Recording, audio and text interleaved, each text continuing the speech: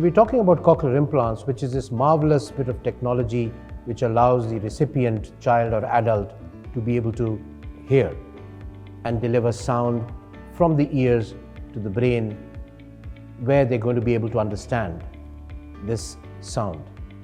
Now, to be able to do that, it's imperative that we have to bring in the skill sets and the expertise of multiple disciplines. It's not just the surgeon or the audiologist who's going to do that. We have to have the appropriate medical, audiological, habilitative, and support people together in the cochlear implant team.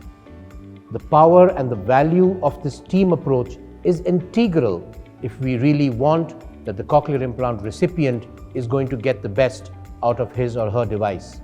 And that is how our team functions right from the time of diagnostics to evaluation to the treatment and the follow-on at every step to ensure that the recipient and their family gets the power and the expertise from every faculty in this multidisciplinary team approach for a cochlear implant. We just now heard that cochlear implant is a multidisciplinary approach and we require a team. And now we come down to the process. Once we establish the child or adult is a cochlear implant candidate, we start the extensive evaluations, be it audiological, radiological or medical evaluation. We have to ensure that the process or the intervention that we are taking this child or individual, we have to ensure that we get the best result out of it. Therefore, the extensive evaluation is needed. And then, along with the evaluation comes several meetings.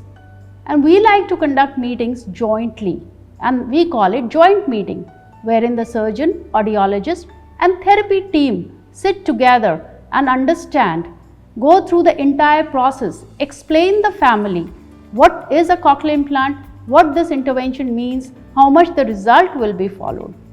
So once the parents or an adult family, they are ready for cochlear implant, here comes the most awaited process, that is the surgery.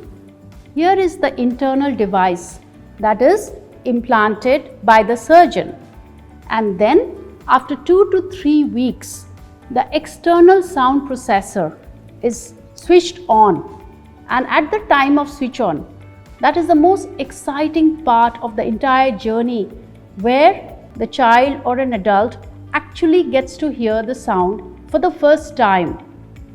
And then the journey begins after the switch on process. They are hearing, who were just not hearing anything. And then giving meaning to the sound comes. And that is the habilitation process, which is taken by the habilitation team. And sometimes speech therapies are required for small children to provide them language and speech. This entire journey of listening through cochlear implant, understanding meaning through cochlear implant, and learning language and speech may take anywhere between 2 to 3 years for a small children, because language takes time to be learned. Otherwise, all the children born would have been speaking. When the normal child takes 2 to 3 years to speak, so does a cochlear implanting. And this entire process, they are supported with audiologist, speech language therapist, habilitation team, and we are happy to have a surgeon on board who often, even after cochlear implant, comes for joint meeting to understand some of the burning medical issues that they may be facing. And this is a journey and the process of a cochlear implant recipient.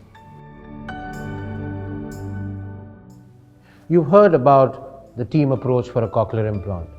You've heard about the journey that a cochlear implant recipient has to go through. But not every team is the same.